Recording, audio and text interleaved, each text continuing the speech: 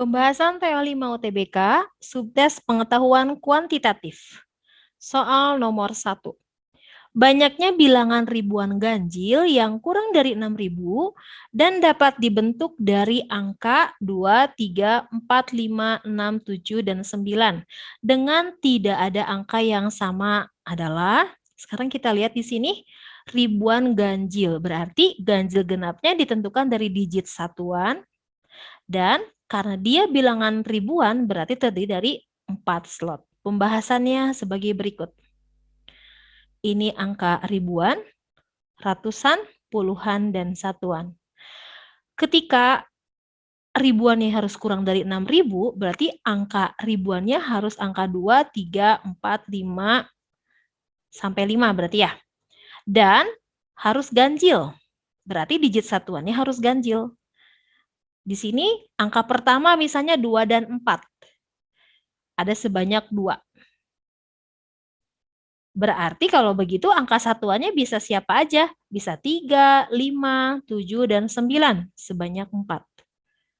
Nah, karena digit yang tersedia 2 sampai 9 itu ada sebanyak 7 digit yang sudah dipakai 1 di depan, 1 di belakang.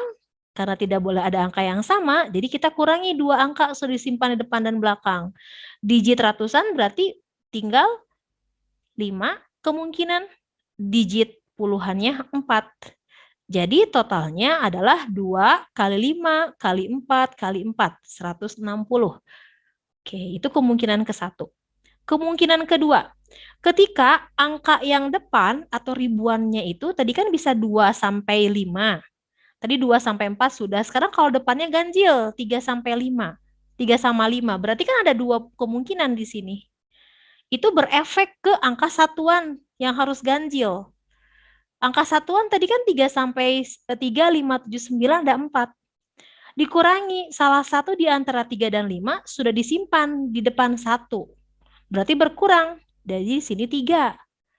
Ratusan seperti tadi.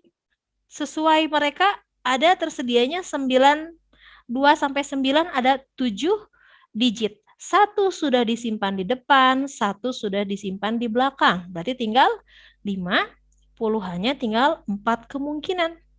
Totalnya kita kali, didapat 120 bilangan ribuan ganjil yang kurang dari 6.000 kalau angka depannya 3 dan 5. Jadi totalnya adalah 160 ditambah 120 sama dengan 280. Jawabannya adalah C.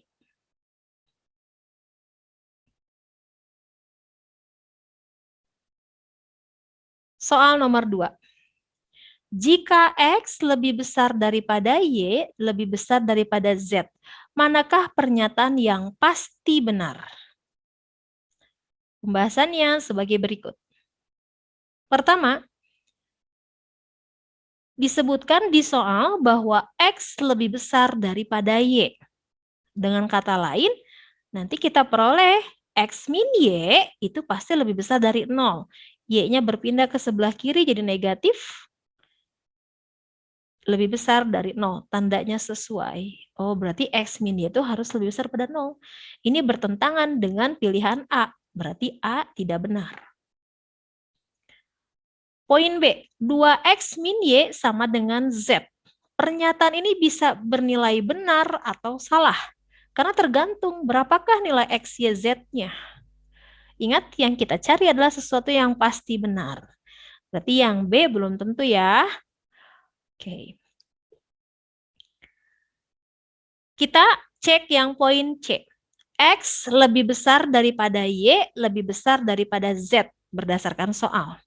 Dari sini bisa kita ambil kesimpulan bahwa X lebih besar daripada Z. Nah, ketika kita memiliki sebuah nilai K yang bernilai negatif, dan kedua ruas dari X lebih besar daripada Z kita kalikan K, maka akan kita peroleh X kali K kurang dari Z kali K. Tanda berubah yang tadinya lebih besar menjadi lebih kecil. Karena kita mengalihkan kanan kiri atau kedua ruas dengan bilangan K yang bernilai negatif. Itu adalah sifat dari sebuah pertidaksamaan. Berarti jawaban C adalah sesuatu yang pasti benar. Nah, kita cek yang D. Apakah X tambah Y tambah Z pasti sama dengan 0? Ini bisa bernilai salah atau benar. Tergantung dari nilai X, Y, Z-nya. Dan yang terakhir, kita peroleh X lebih besar daripada Y lebih besar daripada Z. Nah, kita mau cek nih yang opsi E. Dari situ kita dapat bahwa Y lebih besar daripada Z. Dengan kata lain, kalau Z dikurangi Y, berarti itu nilainya akan lebih kecil daripada 0. Sementara E menyebutkan Z kurangi Y-nya lebih besar, harusnya lebih kecil. Karena tadi Y itu lebih besar daripada Z, berarti ketika Z dikurangi sesuatu yang lebih besar, harusnya kan nilainya negatif. Sementara ini jawabannya positif. Ya, jadi jawaban yang betul adalah yang C. Pernyataan yang pasti benar.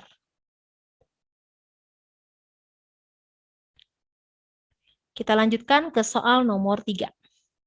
Jika 2X dikurangi 3Y sama dengan 4, maka berapakah nilai dari 9X dibagi 27 pangkat Y adalah? Pembahasannya sebagai berikut. 9 pangkat X dibagi 27 pangkat Y. 9 bisa kita gantikan dengan 3 pangkat 2. 3 pangkat 2 dipangkatkan X. Berarti kita peroleh 3 pangkat 2X. Nah, sekarang lihat penyebut 27. 27 itu kan 3 pangkat 3. Dipangkatkan Y. Berarti kita peroleh 3 dipangkatkan dengan 3Y. Sekarang kita sudah memiliki pecahan eksponen. Ketika dibagi dengan bilangan pokok yang sama, berarti pangkatnya tinggal kita kurangi saja. Kita dapat di sini 3 pangkat 2X dikurangi 3Y. Berdasarkan soal, 2X dikurangi 3Y itu sama dengan 4. Nah, ini kita gantikan 4. Sehingga kita peroleh 3, 2X min 3Y-nya kita gantikan 4. 3 pangkat 4 sama dengan 81. Jadi jawabannya adalah D.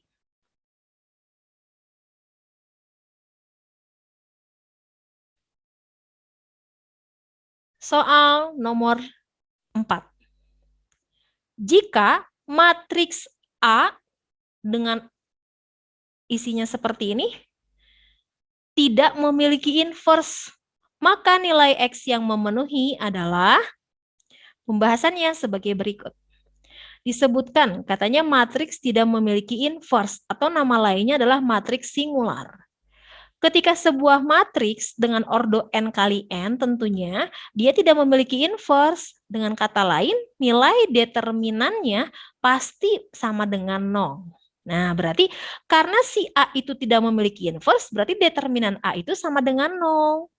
Nah, masih ingat determinan itu apa? Kita kalikan saja. Diagonal utama A kali D, ini kali ini.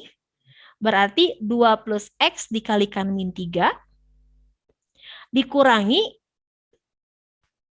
BC 2 kali 3 harus sama dengan 0.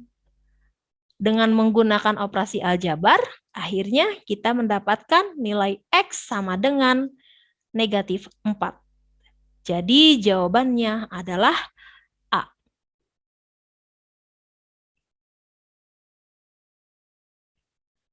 Soal nomor 5. Manakah pernyataan yang pasti benar mengenai P, Q, R, dan S agar fungsi kuadrat ini memiliki nilai minimum di kuadran 3?